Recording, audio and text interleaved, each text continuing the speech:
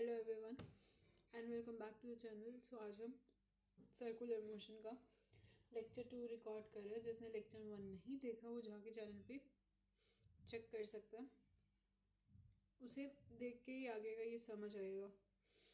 But हमने उसके lecture 1 के कुछ इंपॉर्टेंट फॉर्मूलेज जो है यहाँ पे नोट डाउन कर लिए हैं। Okay, let's begin with the topic. Uniform circular motion and non uniform circular motion. As we all know कि हमने एंगुलर एक्सेलरेशन में पढ़ा ही था।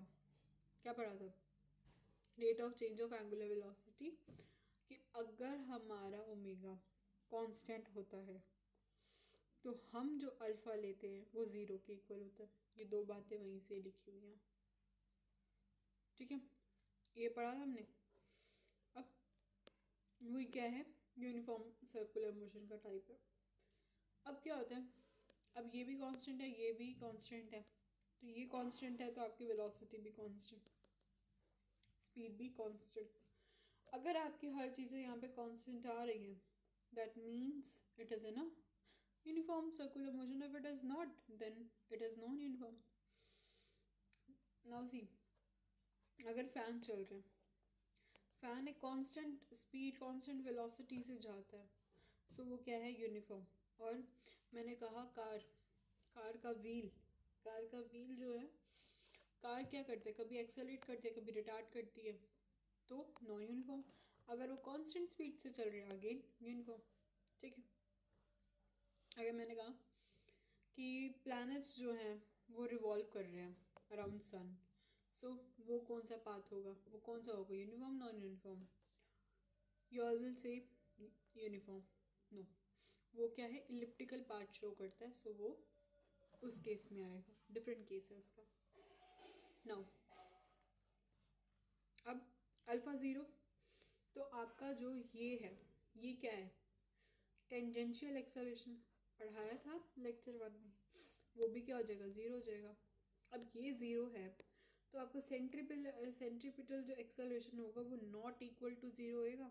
और सेंट्रीपिटल एक्सेलरेशन का फॉर्मूला तो पता ही है सभी को, जो यहाँ पे भी हमने लिखा हुआ है। वेलोसिटी का फॉर्मूला होता है ओमेगा आर। आपका सेंट्रीपिटल एक्सेलरेशन का फॉर्मूला होता है V square by R, that means omega square by R. उसके बाद ये क्या लिखा हुआ है, ये यही तो लिखा हुआ है क्या, कि जो टेंजेंशियल एक्सेलरेशन है वो किसके इक्वल है, अल्फ़ा आर के। और अगर आपको टेंजेंट थीटा निकालना है, टेंजेंट थीटा, अगर आपको थीटा की वैल्यू निकालनी है तो आप क्या करोगे, ए टी बाय ए सी, यही फार्मूला यूज़ करोगे। और अगर आपको नेट एक्सेलरेशन निकालना है तो a is equals to under root of a c square plus a t square. All right, चलो। नॉन यूनिफॉर्म में ये चीज़ें आपकी जो है कांस्टेंट नहीं होती। इसमें आप डायरेक्ट फार्मूला लगा देते हो नेट एक्सेलरेशन का, जिसका नेट एक्सेलरेशन का फार्मूला लगाते हो, और ये जो होता है आपका नेट एक्सेलरेटेड होता है, जो क्या होता है, टिल्टेड।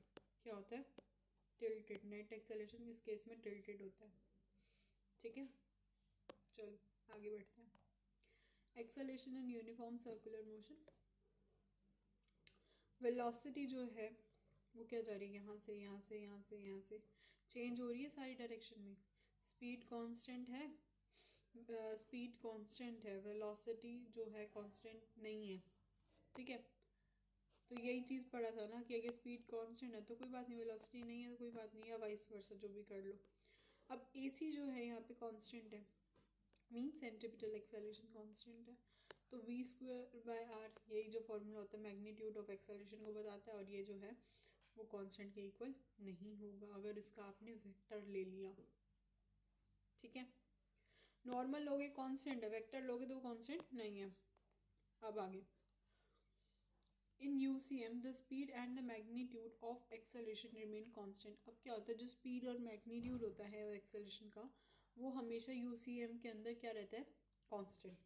UCM के अंदर, UCM क्या है यहाँ पे, यूनिफॉर्म सर्कुलर मोशन के अंदर क्या होता है, जो आपका स्पीड है, आपकी मैग्नीट्यूड है, एक्सेलरेशन का वो कांस्टेंट रहता है, लेकिन वेलोसिटी और एक्सेलरेशन जो है वो कांस्टेंट नहीं रहता, वो चेंज होता रहता है, क्योंकि डायरेक्शन चेंज होती है यहाँ पे। यहाँ किस चीज़ की चेंज होती है? यहाँ डायरेक्शन चेंज होती है। क्या चेंज होती है? डायरेक्शन चेंज होने की वजह से वेलोसिटी और एक्सेलरेशन जो है क्या होता है, सेम नहीं रहता। They keeps on changing due to the change in direction, and in this uniform acceleration motion only speed and magnitude of acceleration that remain constant. So जो आपका यूनिफॉर्म एक्सेलरेटेड मोशन है उसका जो एग्जांपल है non uniformly accelerated motion है 2D। यानी आप non uniform accelerated motion को ले लो लेकिन उसको 2D में लेके देखो। ठीक है, किसको? नॉन यूनिफॉर्म की एक्सेलरेटेड मोशन को किस में लेना है आपको? 2D में लेना है। आगे आगे क्या है? आगे क्वेश्चन है, is it possible to have D, फिर ये वेक्टर वाला v by D T is equals to zero, but this is not equals to zero. Yes it is possible. How? देखो ये वेलोसिटी है, ये आपका है मैग्नीट्यूड ऑफ वेलोसिटी, जो आप स्पीड लेते हो, ये सब मैंने वेक्टर में पढ़ाया था, उसकी वीडियोस भी जो है रिकॉर्डेड है, तो जिसने नहीं देखा वो जाके चेक कर सकते हैं। ये वेलोसिटी है और ये मैग्नीट्यूड ऑफ वेलोसिटी है जिसे हम स्पीड कहते हैं। अब ये जो यहाँ पर v है ना, ये तो है rate of change of speed. क्यों? क्योंकि नीचे यहाँ अभी तक तो ये स्पीड था, मैग्नीट्यूड ऑफ वेलोसिटी स्पीड था, लेकिन यहाँ पे dt लगा दिया, डिफ्रेंसिएशन कर दिया ना, टाइम लगा दिया, तो रेट ऑफ चेंज, जब भी बाय में टाइम आ जाए ना तो rate of change of something जो भी ऊपर है। अब यहाँ पे ये क्या हो रहा है? चेंज हो रहा है, डिफ्रेंसिएशन चेंज कर दिया उसने। ठीक है, अब नॉन उसमें यूनिफॉर्म मोशन में क्या होता है, आपकी स्पीड कांस्टेंट है, आपका ये वेक्टर कांस्टेंट है, ये भी क्या हो जाएगा? ज़ीरो के इक्वल हो जाएगा, बट ऐसा इस चीज़ में नहीं होता। अब यहाँ पे आपको एक्सेलरेशन का केस ले लो, मैग्नीट्यूड ऑफ एक्सेलरेशन है, सेंटीमीटर एक्सेलरेशन का फॉर्मूला लगा दो, then you will say this is not equals to zero. अब ये rate of change of velocity है जो जीरो के इक्वल नहीं है, ये है rate of change of speed जो जीरो के इक्वल है। ठीक है, ये एमसीक्यू में भी पूछा जा सकता है कि बताओ ये कब केस में होगा, तो ये इसका आंसर ये होएगा, ये कब केस में होगा, इसका आंसर भी ये होगा। आगे बढ़ते हैं। टाइम पीरियड, एक पर्टिकुलर पॉइंट से एक सर्कल ले लिया, अब वो जो पॉइंट है, या आप टाइम देखो, घड़ी का जो बिल्कुल मिड पॉइंट जहाँ पे सेंटर होता है उसका, वो कितना चक्कर काटेगा एक रेवोल्यूशन में? वो 2 पाई यानी 360 डिग्री जो है वो रिवॉल्व करेगा। अब time taken in one revolution omega is equals to D theta upon D T, D theta upon D T. ठीक है, अब आपने क्या करना है? डिफ्रेंसिएशन करना है। क्या करना है? डिफ्रेंसिएशन। ठीक है, डिफ्रेंसिएशन करोगे, आपके पास जो आंसर आएगा वो आएगा थीटा बाय ओमेगा। क्या आएगा? Theta by omega. ठीक है, अब जो थीटा बाय ओमेगा आएगा, अब थीटा जो है वो 2 पाई है। अब ये एक रेवोल्यूशन में ऐसा क्या हो रहा है? पॉसिबल हो रहा है। कितने रेवोल्यूशन में? एक रेवोल्यूशन में ऐसा पॉसिबल हो रहा है। ठीक है, अब एक रेवोल्यूशन में वो थीटा किसका ले रहा है? 2 पाई का, तो आपका डब्ल्यू क्या आ जाएगा? 2 पाई/t, जो आपको यूसीएम में लेना है। ठीक है, अब आप रिलेशन देखो आरपीएम, आरपीएस एंड फ्रीक्वेंसी में। ओके, सो ये क्या है? ये है रेवोल्यूशन पर मिनट, ये रेवोल्यूशन पर सेकेंड है इनका मतलब। ठीक है, और जो फ्रीक्वेंसी है, फ्रीक्वेंसी आप इससे डिनोट करते हो जो 1/टाइम के इक्वल होता है।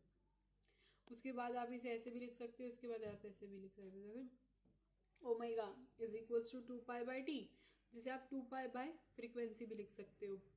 नाउ ये रेवोल्यूशन पर मिनट है, ये रेवोल्यूशन पर सेकेंड है।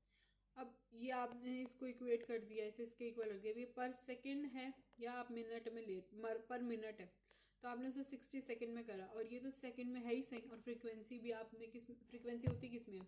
सेकेंड इनवर्स होता है। ये भी किस में? सेकेंड में। मिनट है, सेकेंड में बदल दो सबको, आपको किस में लाना है? सेकेंड में। इसके बेस पे क्वेश्चन देखो, क्वेश्चन है इसका, firstly try to do yourself, नहीं आता तो देखो। Find the omega, find the omega of second minute and hour hand of a clock. ठीक है, अब आपको क्या निकालना है? ओमेगा निकालना है सेकेंड मिनट और आवर हैंड का। अब सेकेंड हैंड की बात करूँ, अब ये थोड़ा शॉर्ट फॉर्म में लिख लिया, but that doesn't matter any more.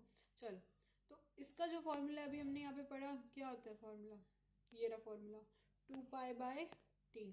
तो 2π/t, अब इसमें t क्या लिया आपने, सेकेंड हैंड है, सेकेंड हैंड तो उसका टाइम क्या होता है, 60 सेकेंड्स होता है, तो आपने उसको ऐसे करके इसका आंसर आ गया। मिनट हैंड है, 1 मिनट में 60 सेकेंड्स होते हैं, ठीक है। सो आपको उस अकॉर्डिंग लेना है। तो यहाँ पे क्या होएगा, आपने सबसे पहले इसको लिया, ये सेकेंड हैंड है, अब ये मिनट हैंड है, मिनट हैंड को लो, फिर इसका डबल। अब यहाँ पे क्या है, आर हैंड है, आर को सबसे पहले आप मिनट में करो, मिनट को सेकेंड में करो, फिर ये उसका आपने 12 लिया है, यहाँ पे आपने मान लो 12 आवर्स लिए, जो पूरी घड़ी में कितने होते हैं, 12 घंटे होते हैं, तो आपने अपॉन में 12 को मल्टीप्लाई किया। देखो सेकेंड हैंड है तो आपने 60 से किया, मिनट हैंड है तो आपने 60 इंटू 60 किया, ठीक है, क्योंकि ये 2π/60 तो सेकंड का है, अब आपने मिनट का निकाला है तो इंटू 1/60 करोगे। अब आर निकालना है, आर हैंड कितने 12 घंटे होते हैं, तो इंटू 1/12 कर दो। ऑल राइट, चलो आगे देखो, आगे बस ये दो चीज़ें ही हैं बताने की।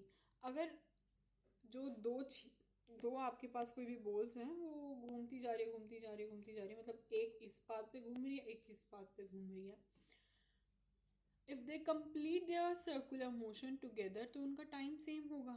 टाइम सेम है तो 2π/ω1 इज इक्वल्स 2π/ω2, 2π से 2π cancel, ω1 is equals to ω2, and उसकी वैल्यू क्या होती है, v/r।